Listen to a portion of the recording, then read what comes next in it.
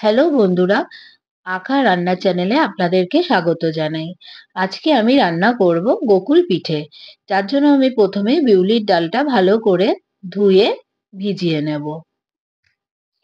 বিউলির ডালটা 1 থেকে 2 ঘন্টার জন্য আমি ভিজিয়ে রেখেছি জল দিয়ে। সবার প্রথমে আমি শিরাটা করে নেব, যার জন্য আমি 2 কাপ চিনিতে 1 কাপ জল দিয়ে শিরাটা বসিয়ে দিয়েছি। দেখুন, হাত দিয়ে একটু এরকম দেখে নেবেন, আঠা আঠা হলেই এরকম অবস্থায় শিরাটা নামিয়ে নিতে হবে। ভেজানো বিউলির ডালটাকে আমি মিক্সিতে পেস্ট করে নিয়েছি। তারপর এর মধ্যে নুন আর 1 চামচ চালের গুঁড়ো দিয়ে এটাকে ভালো করে ফেটিয়ে নেব।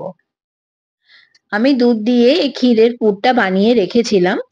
এই ক্ষীরের পুরটা কিভাবে বানিয়েছি যদি আপনাদের জানতে হয়, আপনারা কমেন্ট বক্সে আমাকে কমেন্ট করবেন, আমি তার ভিডিও দিয়ে দেবো।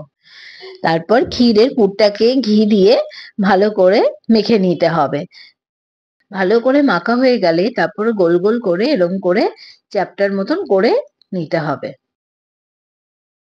এই চ্যাপ্টা ক্ষীরের পুরটাকে এবার বেটে রাখা বিউলির ডালের মধ্যে এরকম দিয়ে দিতে হবে।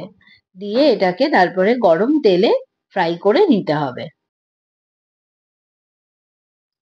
ভাজাটা যখন এরকম গোল্ডেন ব্রাউন হয়ে আসবে, তারপর এটাকে তুলে ডাইরেক্ট শিরার মধ্যে দিয়ে দিতে হবে। ব্যাস তৈরি আমাদের কোকুল পিঠে। প্লিজ আমাকে সাপোর্ট করার জন্য আমার ভিডিওটাকে লাইক এন্ড শেয়ার করুন আর আমার চ্যানেলটাকে সাবস্ক্রাইব করে দেবেন। ধন্যবাদ।